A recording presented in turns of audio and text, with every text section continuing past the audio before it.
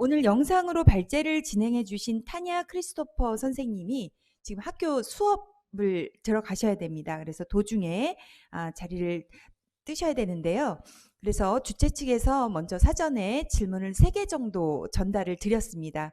그래서 이 질문에 대한 답변을 먼저 요청드리고 추가로 질문 받고 진행하도록 하겠습니다. 이 질문 읽어드리면 될까요?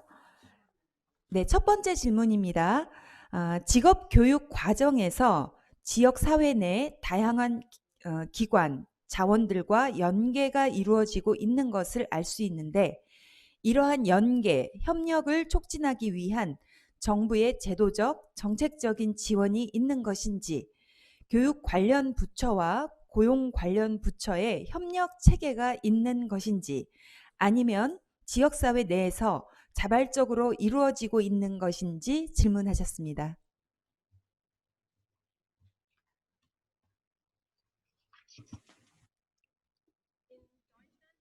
네, 독일에서는 기본법 제3조에 장애로 인해서 차별을 받아서는 안 된다는 내용이 명시되어 있습니다. 그리고 그래서 장애인들을 동등하게 대하고 차별하지 않을 것을 조건으로 하고 있고, 장애인의 자주권 그리고 독립적인 생활을 보장할 것을 요구하고 있습니다. 이것이 바로 독일 장애인 정책의 중심이라고 볼 수 있습니다. 그래서 이런 사회복지라든지 아니면 장애인 차별금지법, 이러한 다양한 법적인 제도들이 마련되어 있습니다. 또한 2009년에 유엔에서 장애인 권리를 위한 협약을 체결하였습니다. 이것은 모든 유엔 국가의 구속력을 갖는 협약입니다. 그리고 구체적으로는 포용이라는 것이 결국에는 인권에 포함된다는 것을 내용을 명시하고 있고요. 그리고 일반적으로 인권이 장애인에게도 적용이 돼야 한다는 점을 굉장히 상세하게 명시하고 있습니다. 2009년 이후부터는 그래서 여론에서도 계속해서 장애인들이 더 좀 많은 기회를 얻을 수 있도록 직업 활동을 영위하고 사회생활을 할 수 있도록 보장하고 있습니다.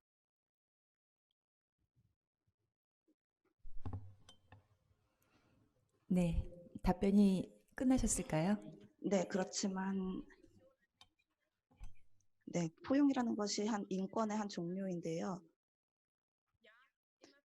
그럼에도 불구하고 사실은 개개인의 참여가 결정적이기도 합니다. 그래서 또 사람들과 직접적으로 소통하고 하는 개인의 어떤 의지가 또 필요로 되기도 합니다. 네, 그럼 두 번째 질문 드리도록 하겠습니다. 장애인의 분리의 시대를 지나 분리대 통합의 시대에서 이제는 통합의 시대를 향해 나아가고 있는 현대사회에서 비장애인과 다양한 장애인들이 함께 활동해야 하는 시간이 많아지고 있습니다. 특히나 장애 유형에 따라 나타나는 특징들이 있어 통합교육 혹은 통합 취업 지원이 쉽지는 않을 것 같은데 어떠한 방식으로 접근하고 있는지 궁금합니다.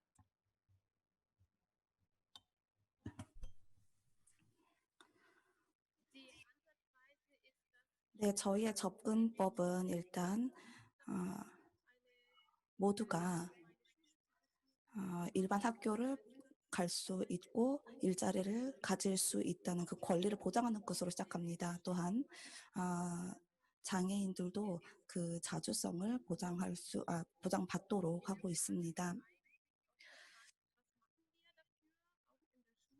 그리고 이제 학교에서 저희가 어떤 노력을 하는지를 말씀드리자면 저희가 학교 시스템 자체적으로 특수 학급을 그러니까 일반 학교에 특수 학급을 설치하고 있습니다. 이렇게 해서 학생들이 학교에서부터 이미 장애인들과 접촉을 할 수 있고 이런 장애인들을 사회에서 제외시키지 않는 법을 배우도록 하고 있습니다. 그래서 또한 다른 영역에서의 협력도 제가 도모하고 있는데요. 그 레벤실페라는 단체 사원에서도 지원이 있고 또한 일반 협회, 그러니까 스포츠 협회라든지 주거 공동체, 그러니까 장애인과 비장애인인 학생들이 함께 사는 그런 주거 공동체 이런 것들을 일상으로 만들어가기 위한 노력을 하고 있습니다. 네, 답변 감사합니다. 지금 실시간으로 질문이 들어오고 있는데요. 먼저 준비된 질문 외에 지금 실시간 들어온 질문 또 한 가지 드리도록 하겠습니다. 근데 저런 교육이 교육 과정에 확실히 명시되어 있는 모든 교육에서 실시하는 건가요? 아니면 특정 학교에서만 진행하는 건지 질문합니다.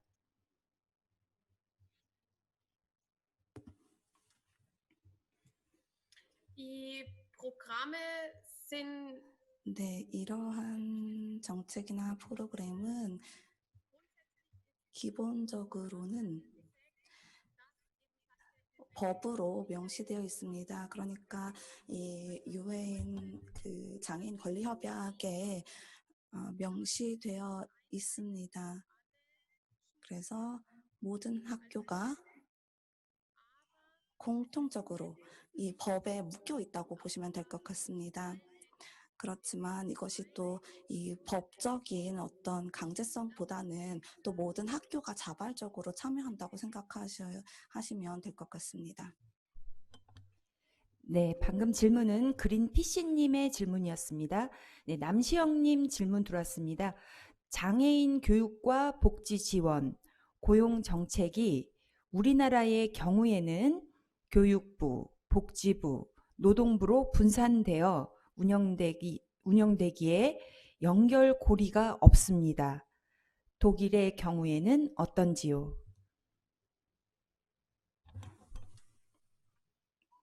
es gibt für ein Bundesministerium 네, 독일에는 지금 그러니까 한국어로 말하면 보건복지부 에서 관리를 하고 있기도 하고요. 가정 담당하는 그 청에서도 관리를 하고 있습니다.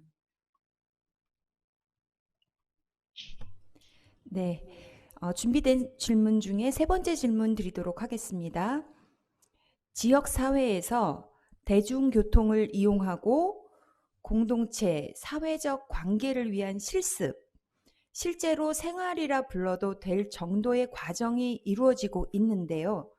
한국은 많이 좋아지고 있지만 아직까지 지역사회에서 완전히 장애인을 우호적으로 받아들이지 못하고 있는데 독일의 경우 이런 실습에 지역사회의 협조와 협력에 어려움은 없었는지 궁금합니다.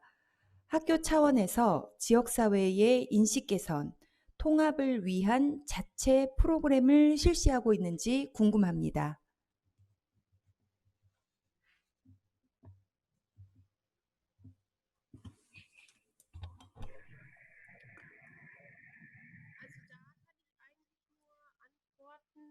네,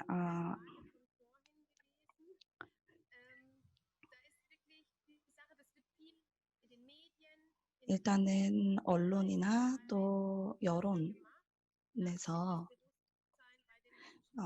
장애인에 관한 인식을 개선하고 바꾸려는 노력이 계속되어지고 있습니다.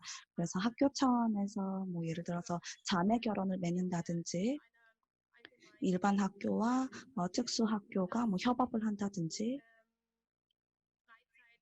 그리고 여가 뭐 아니면 뭐 스포츠 단체 같은 그런 단체들이 이제 특수학급과 연계를 해서 활동을 한다든지 하는 제도들이 있습니다. Ja, damit wird versucht, einfach das Bild auf Behinderung 네, 이러한 프로그램을 통해서 장애인에 대한 어떤 인식을 바꾸고 또 일반 우리 사회에 통합시키려고 노력하고 있습니다. 또한 eigentlich diese UN-Konvention 여기서도 다시 말씀드려야 할 것이 2009년에 있었던 유엔 장애인 권리 협약 ein Menschenrecht. 으로 인해서 이 포용이라는 것이 인권에 해당하면서 이것을 우리가 실행해야 한다는 것을 계속해서 알리고 있습니다. 네, 감사합니다.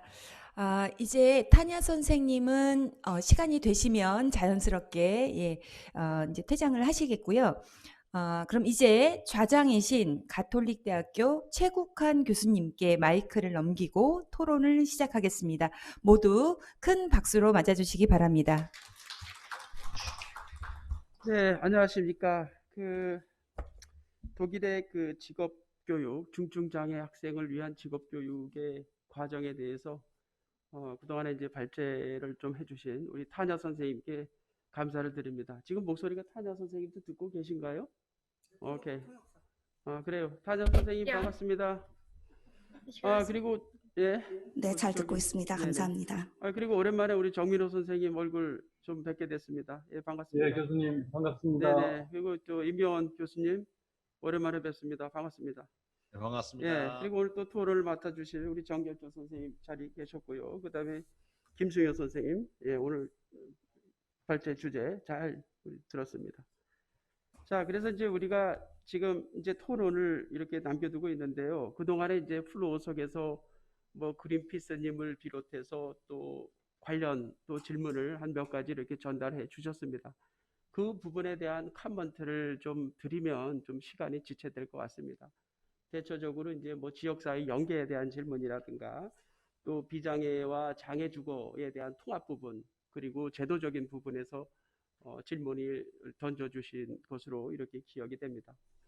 그러면 이제 타냐 선생님이 발제를 해주신 내용에 대해서 우리 토론을 바로 진행을 하고 그 다음에 이제 취합을 해서 플로의 의견을 수렴하고 또 그에 따른 대안을 마련하는 그런 좀 시간을 갖도록 하겠습니다.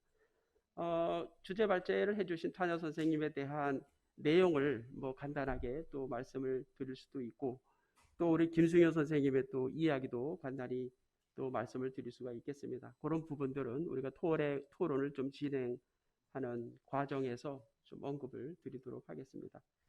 자, 그러면 오늘 토론의 진행은 어떤 순서가 있나요? 예, 그리고 중간중간 타냐 선생님께 질문이 들어오면 중간에 간간히 질문을 또 하도록 이렇게 하겠습니다. 자, 그럼 오늘 네, 토론 질문이 하나 또 들어왔는데요. 들어왔습니까? 네네. 예, 이건 뭐 그린피쉬 원님. 예, 두 번째 질문입니다. 네. 예. 한국에서는 특수학교에서 장애 학생에 대한 직업적 정보, 즉 상담 및 직업 평가 계획 등 이런 것들이 졸업 후 타 기관과 공유되지 못하고 있습니다. 독일은 어떤지요? 데이터베이스가 공유가 되고 있습니까? 한국은 개인정보 때문에 안 되고 있습니다.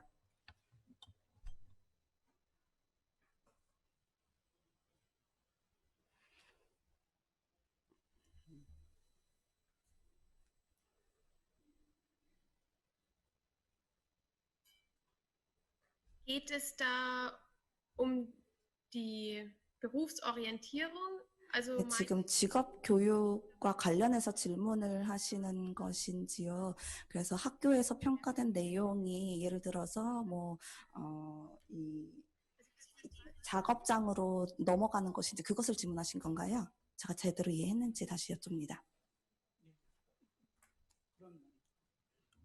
weil die Daten, die wir in der Schule 네, 왜냐면 저희가 이제 학교에서 학생에 대해서 수집한 이런 정보는 전달할 수 없습니다. 예를 들어서 저희가 직업교육과 관련해서 뭐 고용청이라든지 아니면 다른 통합 관련 부서와 저희가 모여서 이제 정보를 공유하는 것은 가능했지만 그 정보를 정말 전달하는 것은 좀 힘듭니다. 지금 개인정보 관련해서 그린피스님의 질문에 대해서 이제 타냐 선생님 답변이 있으셨는데요. 그린피스님 어떻게 좀 질문에 대한 답이 되었습니까? 네, 이거 뭐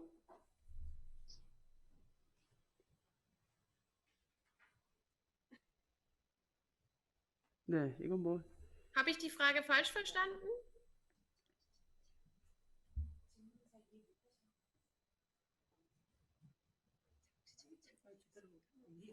네네네네. 이게 지금 그 비대면 상황에서 좀 특이한 진행을 지금 하게 되었습니다. 이게 저도 정신없이 눈도 보이지도 않고 답변이 됐냐니까 이제 그린피스님이 응답이 없으셨어요. 그래서 그 부분에 대한 좀 답을 좀 드려야 되는데 사실은 개인정보는 세계 여러 나라를 통해서 굉장히 중요한 부분이죠. 그래서 개인정보를 받기 위해서는 또 보호자의 동의, 또 본인의 동의가 있어야 되고요. 당연히 그런 부분이기 때문에 그런 절차사항이 마련되었다라고 하면 국내외를 통틀어서 적용이 될 수 있다라고 생각이 들어요. 의료에 관한 Genau. 정보도 시스템이 마련되어 Ja, interessant ist vielleicht, wenn es um den Übergang von Schule in Beruf geht.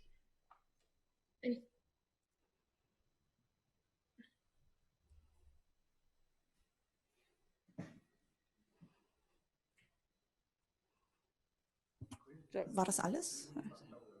네네. 타냐 선생님 감사합니다. 그린피스님의 그 답변이 왔는데 질문 잘 응답 받았다고 연락이 왔습니다. Thank you for your answer. Okay.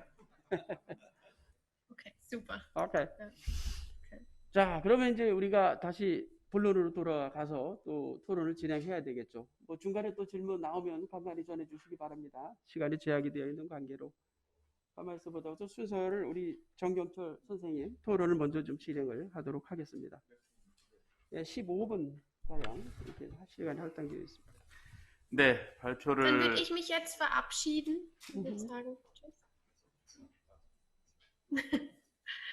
Okay, Tanya, okay, time to leave. Okay, I'll see you in your convenient time. Okay. 자, 나가셨네. 네,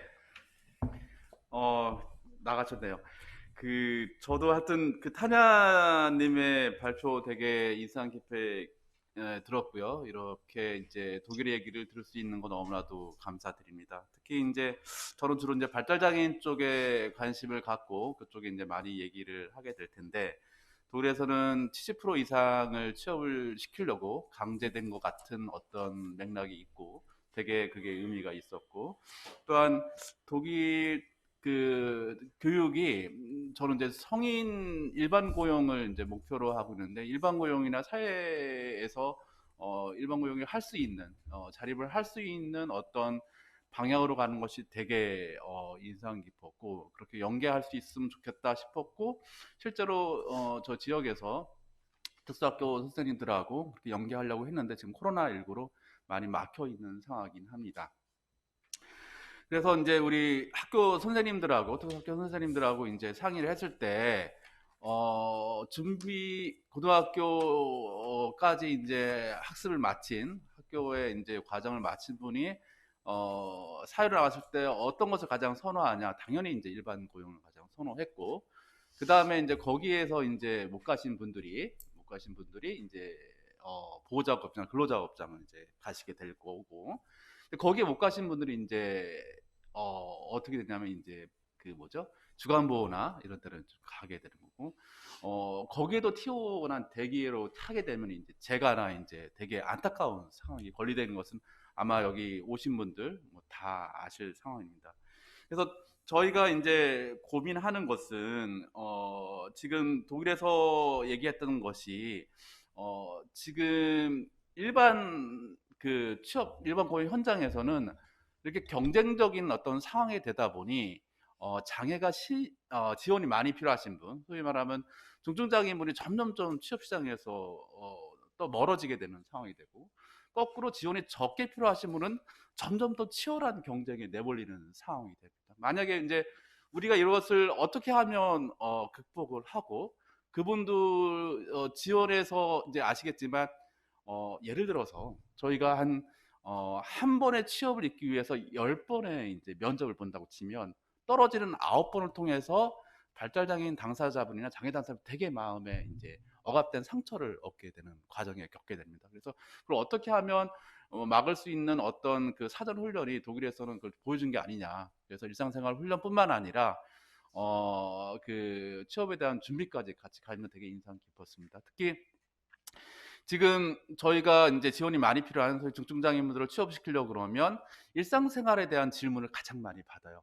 과연 취업을 했을 때 작업에 대한 어떤 소위 말하면 생산성보다는 관계를 할 수 있냐, 출근을 할 수 있냐, 그 다음에 동료들과 또 도전행동이나 트라우마가 있냐 없냐에 대한 질문을 더 많은 비중을 갖게 되는 거죠. 따라서 도리에서 진행되는 그런 어떤 일상생활이나 관계 훈련이 결국 많이 도움이 되는 거 아니냐. 결국 제가 토론에 발제하려는 그런 방향도 우리가 그런 준비나 경험 없이 사회 취업 시장에 나왔을 때는 결국 그분이 할 수 있는 일이 많음에도 불구하고 점점 취업 시장에서 한쪽으로 밀리는 상황이 되지 않겠나라는 요지로 이제 진행을 하게 될 것 같습니다. 첫 번째로 제가 이제 드리고 싶은 이야기는 지금의 다 아시겠지만 일반 고용 취업 시장이나 일반 장애 현장은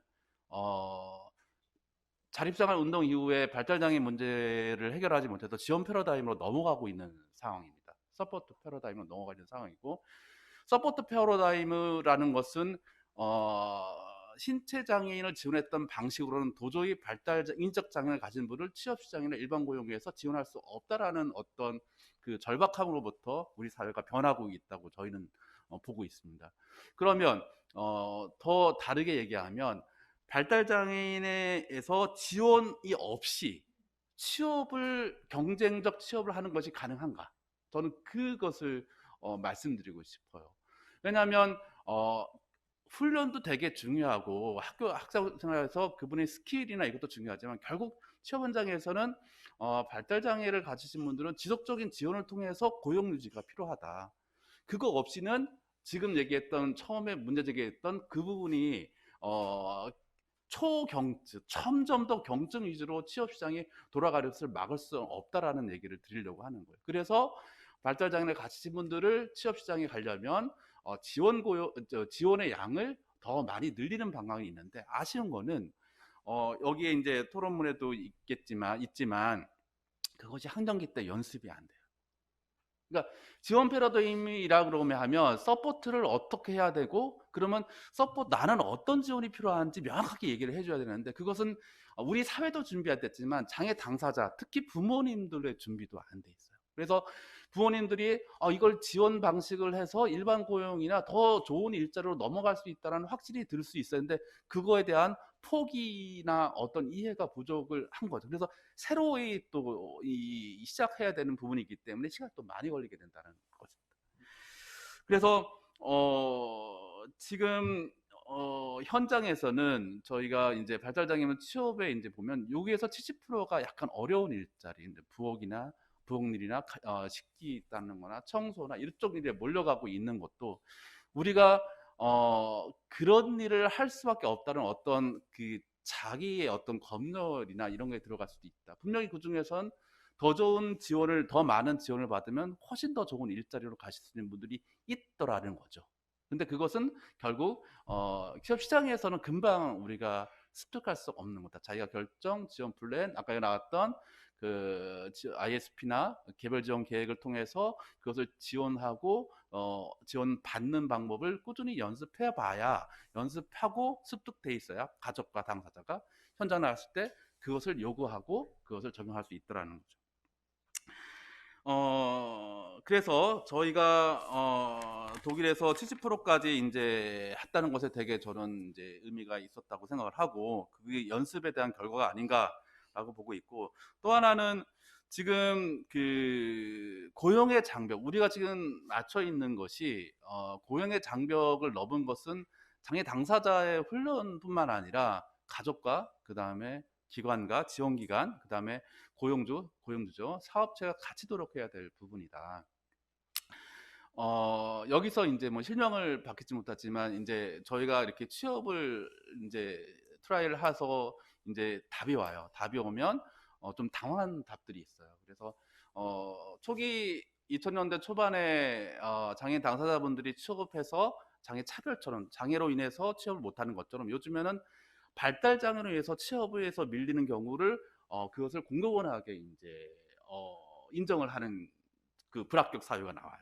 저는 그랬을 때 그 세밀한 어떤 문구를 지금 말씀드리진 못하지만 우리 기업이나 우리 사회 시스템이 그것을 인식하고 바꾸는데도 한참 걸렸습니다. 시체장애인분들, 발달장애인분도 발달장애를 지원할 수 있으면 이분은 충분히 비장애인과 같은 역할을 할 수 있다고 또 우리 사회가 바꾸는 노력을 해야 될 필요가 있다라는 것을 말씀드리고, 그것은 장애 당사자에 대한 교육만으로는 해결이 안 되고 부모, 특히 학령기 때 부모, 그래서 학령기 때 학교를 통해서 일반 회사의 실습과 일반 잘 일을 하고 있는 좋은 일자리에서 잘 일하고 있는 선배 장애인들 가족과 만나는 역할이 되게 중요하다고 저는 보고 있습니다. 그래서 또 일은 지금 나와 있지만 한 가지나 단순히 직업으로서 끝나는 게 아니라 일을 함으로 해서 관계, 그 다음에 여기 나와 있지만 발전 포럼문에도 있지만 소속감, 그 다음에 참여, 그 다음에 어느 정도의 수입이 같이 가고 있습니다. 그래서 이건 뭐냐면 거꾸로 얘기하면 취업을 하지 못한다는 것은 이 영역을 우리가 얻게 되는 취업으로 얻게 되는 것을 다 얻지 못한다는 얘기입니다. 그러면 지금 거꾸로 더 한 발짝 나가면 좋은 일자리는 이 여러 가지 지금 저희가 이제 세 번째 페이지에 나와 있는 두 번째 페이지에 나오는 좋은 일자리는 이것을 제공되는 일자리라고 봐야지 된다는 거예요. 단순히 페이로만 우리가 보여지는 게 아니라 그분들이 관계와 소속감과 그 다음에 참여와 그런 것을 느끼지 못한다 그러면 아까 이제 김미영 위원님이 이제 얘기했잖아요. 물병 속에 있는 돌같이 되는 거라는 거죠. 아무리 또 삼성에 들어가 봐야 돌처럼 느껴진다면 저희 부모님들이 그래요. 이제 취업을 학교 때 좋은 일자리를 가서 한 5년 있다가 보면 상처를 받고 돌아와서 보호작업장에 가고 싶다는 거예요. 왜 그러냐고 했더니 거기는 그래도 적어도 내가 다른 사람이라는 이해를 안 받고 같은 동료라는 이해를 받는 거예요. 근데 거기 가서 돌처럼 느껴지고 상처받은 것은 뭐냐면 이런 일함으로써 단지 수입만을 고민하면 안 된다라는 얘기를 하려고 하고 싶은 겁니다. 그래서 지금 뭐 토론문이라 저희가 이제 청년에 대한 논쟁과 어떻게 해결해야 되는지만 이제 말씀드리고 이제 정리하겠습니다. 그래서 결국 청년에 대한 어떤 이런 학교에서 일반 취업 시장에 가는 논의들은 조금 더 개인적인 어떤 일반 고용에 대한 경험을 좀 많이 더 했으면 좋겠다. 그래서 어느 한 분이 이제 뭐죠? 부엌에서 설거지 한 5년 하셨다가 쉬었다가 다시 이제 취업을 하려고 하신 분이 있어요. 물론 학교 때부터 쭉 했더니 그분은 이제 가장 원하는 직업이 뭡니까 했더니 본인은 손을 들어서 저는 설거지를 가장 원합니다. 근데 이제 부모님하고 상담해 보니 그것은 학습된 거죠. 경험을 그 식당에서 그걸 오래 했기 때문에 가지가 가장 잘하는 게 그거라고 생각하는 거죠. 근데 잘 아시겠지만 그분하고 우리가 조금 더 지원을 많이 해보고 더욱 경험을 하게 되면 다른 일자리도 할 수 있는 거, 도전이 넘어갈 수 있는 그 기회를 우리가 조금 더 드려야 되는 거 아닌가라는 생각을 아주 깊이 할 수밖에 없는 상황이죠. 그래서 개인에 대한 경험, 학생 때부터 어떤 지원 기획에 의한 사회에 대한 실습에 대한 경험과 그 다음에 직업에 대한 여러 가지 경험이 절대적으로 필요한 상황입니다. 그게 이미 취업 시장으로 성인이 돼서는 너무 시간이 짧게 되어진다는 거죠. 가족, 제가 계속 얘기하지만 좋은 일자리에서 좋은 환경에서 일하시는 가족분들이 어떻게 접근하는지 학령기 때부터 같이 부모 상담으로 부모 교육으로 같이 이해가 되면 너무나도 좋겠다는 것이고 정말 많은 기업들을 만나서 취업 부탁을 하게 됩니다. 근데 그 취업을 갖다가 트라이를 하게 되는데 대다수에 있는 기업들은 장애인을 기업하면 아직도 비용이 증가하고 있다라는 생각을 하고 있으나 그것이 국가에서 의무 고용 부담금을 부과하는 것보다 더 좋은 것은 발달 장애인분이 취업하게 되면 마치 그 UD처럼 사회 그 기업 안에서 또 다른 효과가 나오고 더 좋은 어떤 부가적인 요소가 있다, 창의적인 어떤 활동을 할 수 있다라는 것을 느낄 때까지 우리는 또한 이렇게 노력해야 되는 거 아닌가? 그러니까 참여가 더 필요한 거죠. 그다음에 지원 기관은 제가 이제 요 얘기를 이제 해야 되는데 약간 어려운 부분이 일반 고용에 대한 기업체 지원한 후에 지원 전달 체계가 사실 많이 약해요. 그러니까 예를 들어서 한 지역 지자체에서 발달 장애인이 뭐 1,700명이다. 그러면 우리는 학교에 다니는 사람 수 파악되고 보호자급장 수 파악되고 그다음 복지관, 주간보 다 파악되는데 그러면 한번 찾아봤어요. 일반 고용하고 있는 수가 몇 명이냐. 그리고 그것을 지원하고 그것을 갖다가 지원하고 상담할 수 있는 기관은 지금 파악할 수 있는 기관이 별로 없다. 그 역할을 하지 않으면 우리는 현재 우리 주변에 일반 기업에서 얼마나 많은 발달 장애인들이 일하고 있는지도 파악을 못하고 있는 거죠. 그분들이 거기에서 고용 유지가 되고 더 좋은 아까 말씀드린 기업이 파트너십으로 갈 수 있도록 우리가 하지 않으면 그분들은 다시 돌아와서 결국 지역사회에서 고립될 거다, 셧아웃 될 것이다라는 말씀을 드리고 싶습니다. 마지막으로 CRPD 오늘 김미연 그 위원님이 얘기하셨는데 CRPD의 그 핵심적인 영역 법 평등과 자립적 생활입니다. 그것은 발달장애인 당사자들이 원하는 사람과 원하는 곳에서 원하는 파트너와의 지원을 자기의 방식으로 받고 싶고자 하는 것을 우리는 지원을 해야 되는 겁니다.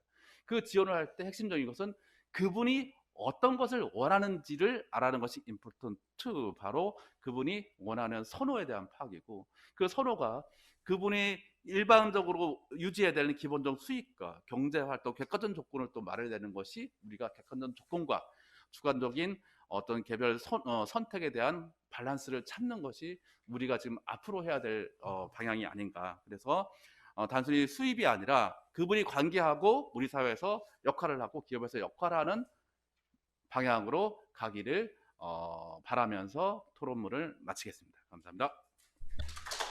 네, 정경철 선생님 감사합니다. 토론 하시면서 마이크를 벗으시면 저도 벗으려고 했는데 계속 말소리를 또 쓰시네요. 이거 뭐 저도 또 쓰고 또 해야 될 것 같습니다. 자, 우리 정주선 선생님 이제 뭐 중증 장애인에게 고용을 창출한다라고 하는 것은 아마 직업재활 분야에 있어서 큰 화두가 될 것 같습니다. 그 대상자가 학생이든 또 성인 장애인이든 뭐 직업의 창출은 굉장히 중요한 과제가 되는 것이죠. 학령기 때 직업 교육을 또 강화해야 되고 또 일반 고용, 보호 고용, 지원 고용 뭐 다양한 형태의 고용이 있습니다만 이제 발제해 주신 내용 가운데 좀 인상적인 부분은 좋은 일자리는 제공되는 일자리다라고 하는 이야기가 인상이 깊었습니다. 결국은 이제 중증 장애인에게 또 배려적 측면에서의 직종 그리고 직무 이런 부분을 정부에서 또 배려해 주고 뭐 그에 따라서 고용률을 좀 향상시키는 그런 방법이 중요할 것 같다. 그리고 이제 학교 현장에서도 직업교육은 뭐 초등학교, 중학교, 고등학교 과정에 직업교과가 있어요. 그래서 그런 직업교과 과정을 통해서 부모의 참여도 또 활성화가 되어야 할 것 같고요. 또 개인의 실습을 강화해서 직업에 대한 역량을 학생들이 지닐 수 있도록 도와주어야 한다라고 하는 부분의 이야기를 전달해 주셨습니다. 결국은 뭐 지원의 양을 늘려야 한다는 것이 핵심일 것 같고요. 또 뭐 지원 고용의 또 부분은 또 다른 이야기입니다. 그래서 이제 우리가 이제 타녀 선생님 그리고 이제 김승용 선생님, 김승용 선생님께서 말씀해 주신 이제 그 부분도 보호작업장의 입장에서 70%의 고용률을 좀 달성을 하게 되면 그에 따른 지원이 이루어진다. 이제 그런 부분에서의 좀 지원책이 마련되었으면 하는 이야기를 해주셨습니다. 예, 고맙습니다. 15분 정확하게 사용하셨어요. 예. 자, 그러면 우리 정민호 선생님 토론을 좀 맡기도록 하겠습니다. 예, 부탁드리겠습니다. 예, 말씀드리겠습니다. 김승영 교수님 발제, 그다음에 타냐 선생님 발제, 그리고 정경철 토론자 팀장님 말씀 안 듣고 굉장히 많은 여러 가지 생각을 하게 됩니다. 일단 김승용 교수님 발제에서 독일의 경우에 보다 조기에 직업에 등록할 수 있도록 그러한 장애학생들에 대한 그러한 어떤 정책은 우리가 참조해야 될 만한 그런 것이라고 생각이 됩니다. 장애 유형별 교육 대상자의 어떤 인구 구조를 볼 때 한국의 경우에는 지적장애가 55% 정도 되게 통계표에서 독일의 경우에는 학습장애가 많은 거로 이렇게 나와 있었습니다. 이 부분은 우리나라가 이 국가적으로다가 고민해야 될 문제 중에 하나라는 생각이 드는데, 우리나라의 현 상황에서 현재 특수교육의 시스템 안에서 그리고 들어온 학생들의 어떤 인구 구조 속에서 독일과 같이 할 수 있는가 하는 부분은 그렇지 않다라는 생각이 듭니다. 왜냐하면은 우리나라는 비교적 중증인 경우에 특수교육을 받도록 그렇게 제도가 마련되어 있고, 이 특수교육에 들어오는 장애가 어떤 정도의 장애를 가진 사람들이 특수교육을 받는가 하는 부분이 미국이나 유럽, 독일과 우리나라는 굉장히 다른 것 같습니다. 우리나라는 굉장히 중증인 경우에만 특수교육을 받도록 되어 있어서 경증인 장애 학생들이 학교든 많지 않다는 것이죠. 그러다 보니까 이런 특수교육을 받는 독일의 학생들의 경우에는 그런 학습장애 학생들도 많이 있는 것 같다는 생각이 들고요. 우리나라 특수교육법이 만들어진 지가 이제 10년을 넘어섰습니다. 그러면서 현재 법 개정을 위한 연구가 진행이 되고 있는데, 이렇게 특수교육에 들어오는 사람들을 누구로 할 것인가, 어느 정도 경증까지 특수교육을 받도록 할 것인가 하는 문제는 일단 법에서부터 개정이 되어야 되고, 그것에 따라서 예산이 마련되고, 대학에서의 양성제도라든지 또 예비 특수교사들의 교육과정, 이런 것들이 전반적으로 다 변화되어야 되는 문제이기 때문에 이 시간에 여기서 그거를 논하기는 어려울 것 같고요. 우리나라도 미국이나 유럽처럼 좀 더 많은 사람들이, 경증의 장애를 가진 사람들이 특수교육을 받아야 되는 것으로 국민의 합의가 이루어진다면 법은 개정되어야 될 것으로 보여집니다. 현재 약 9만 5천 명의 특수교육 학생이 있지만 학습장애만 볼 때 30만 명이 넘거든요. 만약에 이 학습장애로 이야기되는 그런 학생들이 특수교육을 받는다라고 하면 의무교육을 채택하고 있는 우리나라 같은 경우에는 그 예산이 굉장히 많은 예산이 필요한 것이 되기 때문에 이러한 부분은 단순히 어느 정도의 장애가 특수교육에 들어와야 되는가를 개인적인 논의 가지고 되는 문제는 아닐 것이라고 생각이 듭니다. 그래서 제가 토론 원고에 많이 썼지만 시간 관계상 다 말씀드리면 없을 것 같고요. 이 중증장애 부분에 대해서만 말씀을 드리고 싶습니다. 조금 전에 정경철 센터장님 말씀 정말 공감을 하면서 그나마 잘 들었습니다. 예, 우리나라의 특수교육을 받는 특수학교에 있든 일반 학교에 있든 그 학생들은 누구인가, 근로를 기준으로 볼 때는 어느 정도의 근로 능력을 가지고 있는가 하는 부분이 일자리를 생각하고 직업교육을 생각할 경우에 굉장히 중요한 거라고 생각합니다. 장애인 고용 촉진 및 직업재활법 시행령 제4조에 근로를 기준으로 한 중증장애인의 기준이 거기 있습니다. 그 기준에 따라서 볼 때 특수교육에 들어와 있는 장애인으로 등록된 학생들 중에 약 94%가 중증장애인에 해당이 됩니다. 그러면 특수학교에 있든 특수학급에 있든 근로를 기준으로 볼 때 중증장애인이라고 하면 학교에서 어떤 교육을 해야 되는지, 어떤 제도가 마련되어야 되는지 하는 것들이 분명해질 것입니다. 그런데 이번에 이제 법이 개정이 되고 2019년 7월 1일자로 개정된 장애인 직업재활법 줄여서 말씀드리겠습니다. 시행규칙에 보면은 예를 들어서 지적장애를 가진 사람들은 어느 정도의 장애를 가지고 있으면 중증이라고 하는가 하는 부분이 나와 있는데 지능지수가 70 이하인 사람으로서 교육을 통한 사회적, 직업적 재활이 가능한 사람이 중증장애입니다. 단순히 이 문구만 보면 제가 볼 땐 경증장애인처럼 학교 안에서는 이 정도의 장애면은 경증장애인으로 저희는 분류를 하거든요. 교육을 기준으로 해서 아직 중증이냐 경증이냐의 기준은 법적으로 나와 있지 않습니다.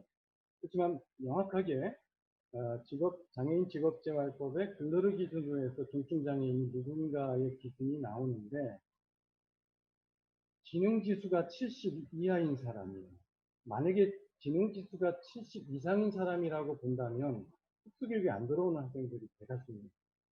자, 그러면 이제 특수교육에 들어온 사람들 중에 94%가 중증장애인이라고 하는데요. 여기서 중증장애인이 사회적, 직업적 재활이 가능해야 중증장애인으로 분류했습니다. 그렇다면 사회적, 직업적 재활이 어려운 사람. 저희 누리학교 같은 경우는 중도 중독장애 학생들이 많은 학교입니다. 그러다 보니까 학생들을 교육할 때 열심히 직업교육을 하고 취업 지원 준비를 해서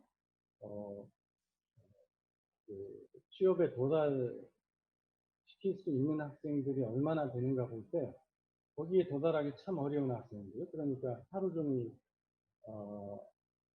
침대에 누워 있어야 된다든지 휠체어에 앉아 있으면서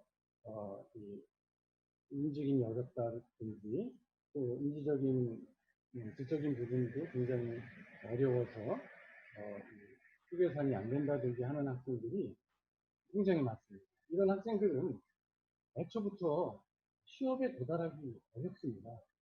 이런 학생들을 취업 지원을 직업교육을 하고 취업 준비를 시켜서 취업에 도달하지 못했다고 해서 취업에 실패했다라고 이야기하는 것은 너무 잔인하다는 생각입니다. 그러니까 지금 특수교육에 들어온 사람들은 어차피 들어오는 지금 우리나라의 그 장애인들은 굉장히 중증 장애를 가져야만 특수교육에 들어오는데 들어온 장애인들을 놓고 보니 장애인 그 직업재활법에 따르는 중증장애인으로 분류되기도 어려운 그런 심한 장애를 가진 그런 학생들이 있다는 것을 먼저 알아야만 될 것이고요. 이 문제를 지금 제가 제기하는 것은 조금 전에 정경절 센터장님, 중증장애인 말씀하셨는데 이분들을 위한 대책이 마련되어야 된다는 겁니다. 취업에 도달하기 어려운 그런 학생들이 분명히 있는데 우리는 그거 이상의 어떤 사회적, 직업적 재활이 가능한 사람들만 지금 이야기하고 있고 오늘 이 자리도 중증장애인이라고 이야기하면은 아마 그런 분들을 위한 일자리 같아요. 그래서 그런 부분도 굉장히 중요한 부분이지만 우리가 자칫 놓치기 쉬운 부분이 있는데 너무너무 중증의 장애를 가진 사람들이 학교가 끝나고 나면은 다시 가정으로 돌아가야 되는가 하는 부분에 대해서는 그렇게 되어서는 안 된다. 국가가 책임을 져야 된다. 그래서 저는 이런 생각도 해봤어요. 한국 장애인 직업 재활시설협회잖아요. 지금 컨퍼런스를 국제 컨퍼런스를 주관하고 계시는 협회가 이 협회가 조금 더 기능을 좀 넓혀서 직업뿐만 아니라 생활적 재활 또는 사회적 재활까지 담당하는 한국장애인 직업사회 재활시설협회 이런 쪽으로 조금 범주를 넓혀서 해야 되는 거 아닌가 그런 생각을 해봤고요. 예, 이제 세종교육청의 사례를 하나 들겠습니다. 중증장애를 가지고 있단 말이죠. 이제 학교에 있는 94%의 학생들이. 그래서 세종교육청에서는 2019년도에 중증장애인을 위한 좋은 일자리 개발을 하였습니다.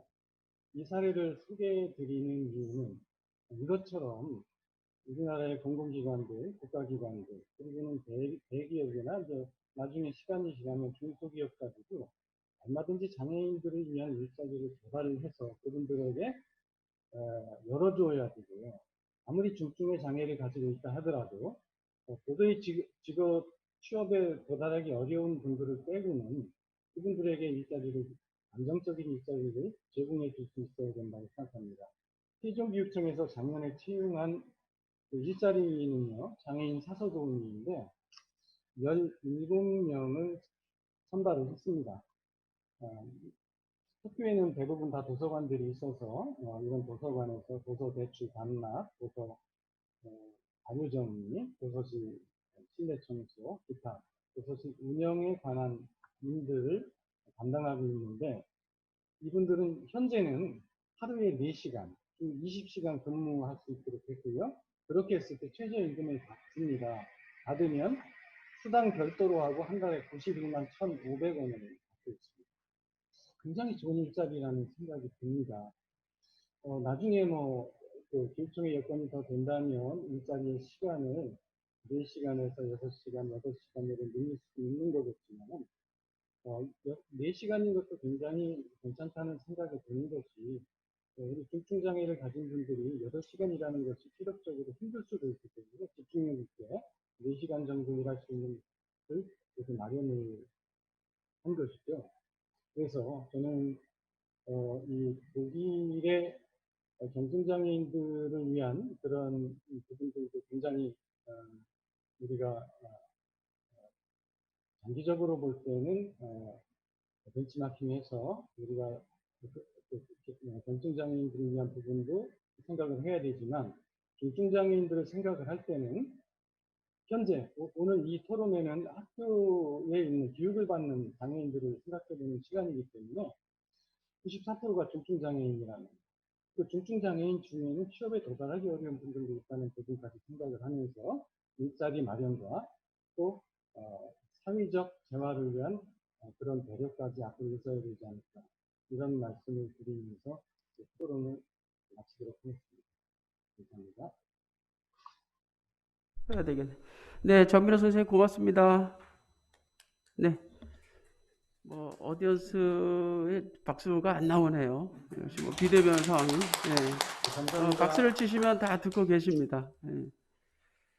자, 우리 정민호 선생님께서는 오늘 우리 장애 학생의 직업 교육에 있어서 그 중증 장애 학생들이 이제 주제가 되기 때문에, 이제 독일의 사례에서는 경증 장애인들에게도 고용 서비스를 또 제공을 하고요. 또 독일의 경우는 인구 8천에 35만인데 그 중에는 지적 장애를 포함해서 이제 학습 장애라든가 경계성급 지능 장애를 다 포함한 수치이다 보니까 고용 서비스가 이제 활성화된 것 같습니다. 그러나 한국의 경우는 이제 발달 장애 중심으로 한 5천의 인구 중에 한 2만 또 1만 5천 정도가 되기 때문에 상대적으로 좀 많이 부족한 그런 편이죠. 그래서 이제 경증 장애 중심의 이제 직업 교육과 고용 서비스의 제공도 또 중요하지만, 또 장애 학생들이 학교 교육에서 일자리를 좀 창출하는 부분도 중요한 부분이다. 그리고 이제 안정적인 일자리를 마련하고 또 제공하는 두 가지의 역할을 좀 수행을 하면 좋겠다. 그래서 그 일례로 장애인 그 일자리 제공을 위해서 이제 그 지원 사업에 의해서 장애인 사설 도우미를 11명 선발도 했고, 그에 따라서 장애 학생들이 도서관 사서로 일할 수 있는 그런 자리를 또 마련해 줬다라고 하는 부분이 큰 것 같습니다. 그래서 좀 전에 이제 정결조 선생님의 또 일자리가 제공되어야 한다라고 하는 부분들, 또 하나는 이제 안정적인 일자리 제공의 측면에서 좀 배려를 했으면 좋겠다라고 하는 말씀이셨던 것 같습니다. 그러면 그 정민호 선생님, 네네, 그저 보호작업장의 측면에서 장애인에게 일자리 창출하는 것도 중요하고요. 네. 그리고 또 일반 고용으로서 장애인들이 장애 학생들이 접근할 수 있는 길을 열어두면 좋겠다라고 하는 말씀이시죠? 네, 그렇습니다. 네네, 잘 이해했습니다. 예, 오늘 그 토론 고맙습니다. 그러면 이제 우리 임경원 교수님으로 마이크를 좀 넘겨드리도록 하겠습니다. 임 교수님. 네, 안녕하십니까. 잘 들리십니까? 네, 잘 들립니다. 네. 제가 계획서에는 첫 토론으로 알고 있었는데 마지막이어가지고. 죄송합니다. 네, 저는 오늘 두 가지 정도 말씀을 드리고 싶은데요. 원래 발표 자료들을 보면서 되게 깊은 인상들을 받았었고요. 크리스토포루스 직업학교 같은 경우에는 이제 발달장애 학생들의 자기결정이라든가 사회적 참여에 많이 방점이 찍혀 있었고, 직업학교 시스템을 통해서 삶을 구성하는 다양한 관점을 이해하고 미래에 대한 계획을 함께 세우도록 한다라는 점이 특히 인상 깊었습니다. 특히 프로젝트 방식의 수업 운영이라든가 아까 보여주셨던 한 주간의 수업 시간표, 시간표 보니까 저도 이 학교 다니면 참 재밌겠다. 굉장히 생태학적인 교육과정이구나. 일상생활이라든가 여러 가지 지역사회에서의 여가생활이라든가 또 견학 프로그램이라든가 실습 프로그램들 참 재밌겠다는 생각을 많이 했습니다.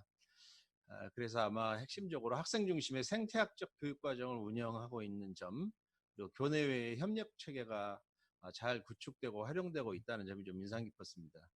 특히 김승용 교수님께서 발표해 주신 그 내용들을 좀 보면서는 정말 많이 부러웠습니다. 이게 흔히 말하는 경계성급 내지는 경도의 학생들에 대한 직업교육이 체계적으로 이루어지고 있어서 많이 부러웠고, 우리나라에서도 현재 지금 장애인 고용공단 중심으로 장애인 고용 서비스 판정도구 개발 작업이 진행되고 있는데, 진즉부터 얘기됐던 이 직업적 장애 개념에 대한 재정리, 이것들이 좀 필요하거든요. 그래서 특히 인상 깊었고, 제가 최근에 들은 얘기 중에 가장 잊을 수 없는 얘기가, 고등학교에 특수학교에 계신 선생님들이 이 학습장애로 이제 특수교육 대상자 선정받은 학생들이 장애인 복지 카드가 없지 않습니까? 장애인 등록을 하는 대상이 안 되다 보니까 장애인 고용공단의 고용 서비스를 받지 못하는 거예요. 그래서 지능검사 틀리기 연습, 일종의 지적장애 자격 취득을 위한 연습이죠. 이런 훈련을 시켜야 이 고용 서비스를 받을 수 있다. 정말 우세해야 될지 우려야 될지 모르겠는 이런 우픈 이야기를 듣다 보면서, 저 훨씬 경도의 학생들이 많고 경도의 발달장애인들이 많은데 이런 부분, 이런 사각지대야말로 하루빨리 개선해 나가야 될 부분이 아닌가, 이런 생각을 해봤습니다. 네, 그리고 제가 오늘 드리고 싶은 얘기는 우리나라가 현재 장애 학생이라든가 발달장애인을 위한 직업교육, 직업훈련이 빠르게 하드웨어들을 갖춰가고 있다고 생각합니다. 여러 가지 통합형 직업교육 거점 학교라든가 학교기업, 또 직업중점 특수학교 제도라든가, 저희 대학에도 지금 현재 설계 중에 있습니다만 진로직업 중점 특성화를 특수목적 특수학교를 지금 설립하고 있습니다. 부산대에서는 예술 분야로 추진 중에 있고요. 향후에 체육 분야도 생기지 않을까, 이런 생각이 들고, 장애인 고용공단에서도 발달장애 훈련센터가 이제 올해로 19개, 전국 17개 광역자치단체에 모두 개설이 되게 됩니다. 이렇게 하드웨어적인 측면에서는 굉장히 많이 발전하고 있는데, 제가 좀 아쉬운 것은 이 직업교육이나 직업훈련에서의 교육과정 운영 시스템에 가장 기본적으로 우리가 항상 강조해야 될 원칙이 좀 간과되고 있지 않나 하는 생각이 들어서, 개인 중심 계획에 입각한 교육과정 운영이라든가 직업훈련이 좀 됐으면 좋겠다. 그러한 개인 중심 계획 철학을 실천하기 위해서 사례회의 시스템을 좀 잘 운영했으면 좋겠다, 이런 제안을 다시 한번 좀 드리고 싶습니다.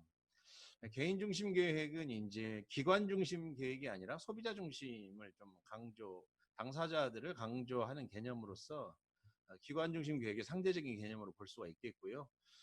개인을 중심으로, 개인과 가족을 중심으로 그 개인이 살고자 하는 미래에 대한 계획, 어떤 선호, 이런 것들을 중심에 놓고 기관이 어떠한 지원을 해야 될 것인가, 이런 것들을 이제 핵심적으로 놓고 보는 철학인데, 제가 자료집에다가 자세한 내용들은 제가 다 읽으면 지루하실 것 같아서 내용들을 적어놨는데요.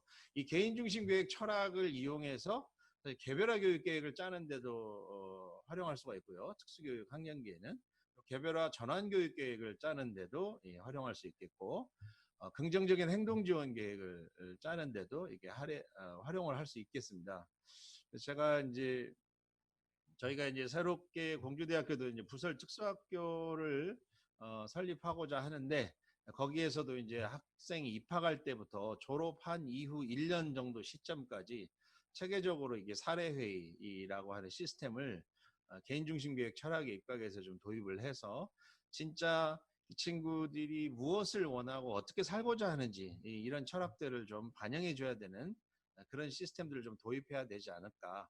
우리가 항상 말로는 한다고 합니다만 실제로 그거를 팀을 구성해서 협의를 하고 평가를 하고 그들의 의견을 반영해서 그에 맞는 계획을 다시 지원 계획을 수립해서 지원하고 이런 부분은 좀 약한 것 같아요. 그래서 원칙으로 좀 다시 돌아갔으면 좋겠다라는 강조를 하고 싶습니다. 지금 제가 화면 공유가 안 돼서 그림 못 보여드리고 있습니다만 보호작업장과 같은 직업재활 시설에서도 이런 사례회의 시스템은 매우 유용할 것으로 보고 있습니다. 제가 본의 아니게 아니라 본의죠.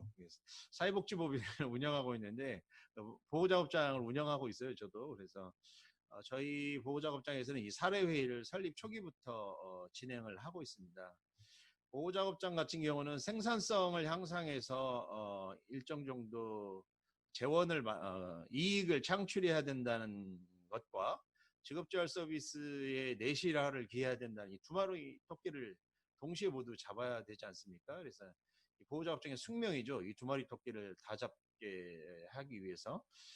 그러다 보니까 인력은 제한적이고 어떤 그 생산성은 확보해야 되고 이러다 보니까 자꾸 이런 개인별 지원을 위한 사례회의라든가 이런 지원계획 회의가 자꾸 뒤로 밀리는 경우가 많거든요. 그래서 저희는 좀 이런 것들을 설립 초기부터 협력적 실행 연구 방법을 적용해서 사례회의를 제대로 해내기 위한 노력들을 좀 많이 하고 있고요. 논문이라든가 연구 결과물로도 좀 제시를 하고 있는 상황입니다. 최근에는 이제 2.0 버전으로 이름 자체를 사례회의가 아니라 지원회의로 바꿨고요.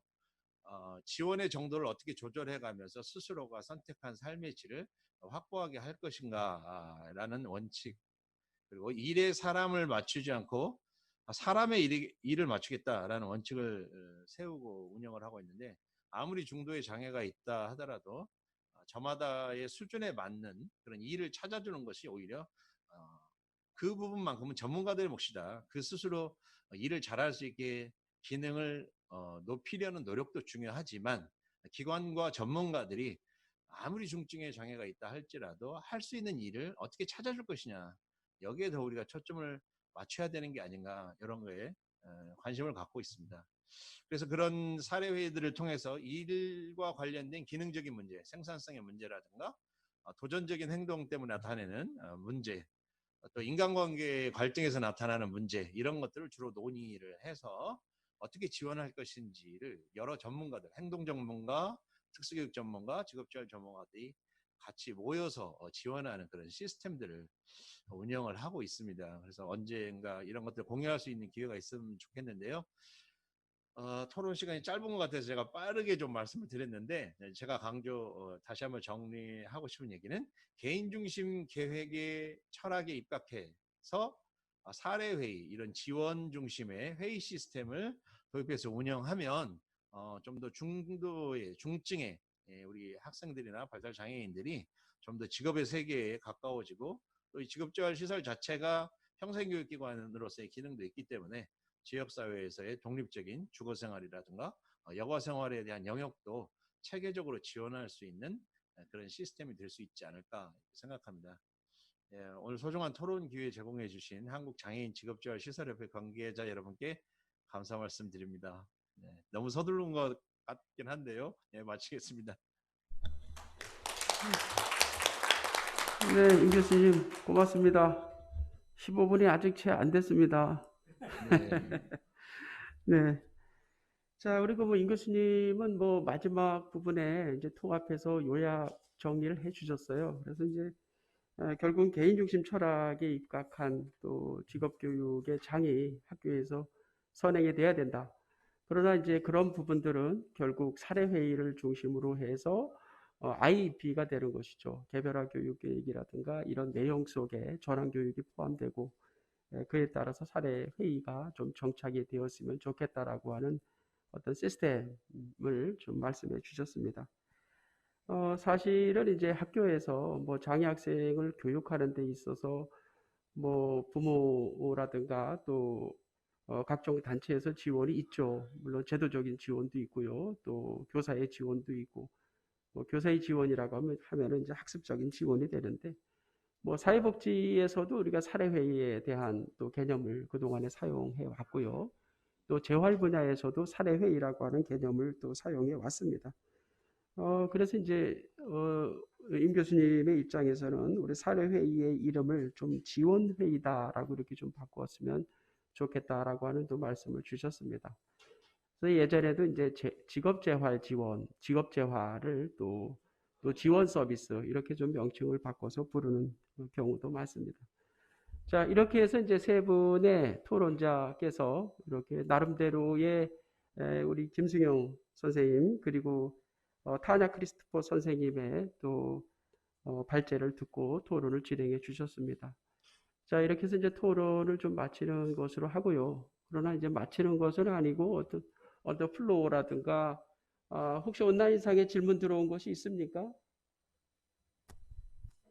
네, 현재 온라인상에 질문이 들어오신 부분이 있으면 좀 읽어주시고요. 이렇게 토론에 또 참여해 주신 또 세 분 선생님께서 응답을 해 주셔도 좋을 것 같습니다. 혹은 오늘 또 참석해 주신 우리 또 플로어에 계신 또 여러 선생님들도 궁금한 사항이 있으면 질문을 해 주시기를 바랍니다.